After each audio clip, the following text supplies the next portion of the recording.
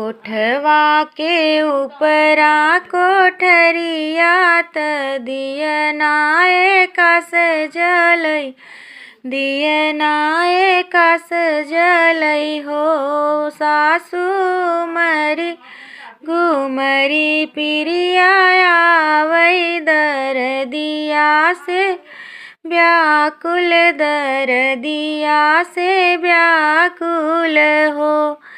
जवन सासू मुहवा न बोलै, नजर नाही चितवई, नजर नाही चितवई हो।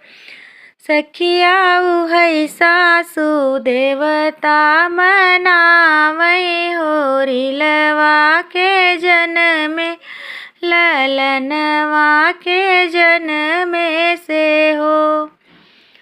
सखिया उहई सासू पटना लुटावई, ललनवा के जनमे होरिलवा के जनमे से हो।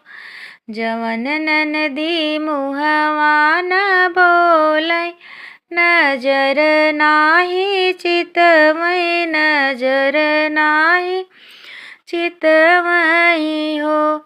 सखिया उहई ननदी सोहर गवावई, त छठिया मनावई, त छठिया मनावई हो। सखिया उहई ननदी कजरा लगावई, कंगन मोर मांगई, ललनवा के जनमे से हो। जवन पियवा मुहवा न बोलै, नजर नाही चितवई, नजर नाही चितवई हो। सखिया उहई पियवा बिरवा जोड़ावई, महलिया में भेजई, महलिया में भेजई हो।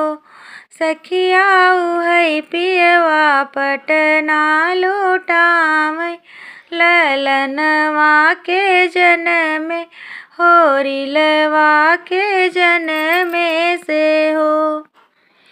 कोठवा के ऊपरा कोठरिया त दियना एकास जलई, कोठवा के ऊपरा कोठरिया त दियना एकास जलई, दियना एकास जलई हो।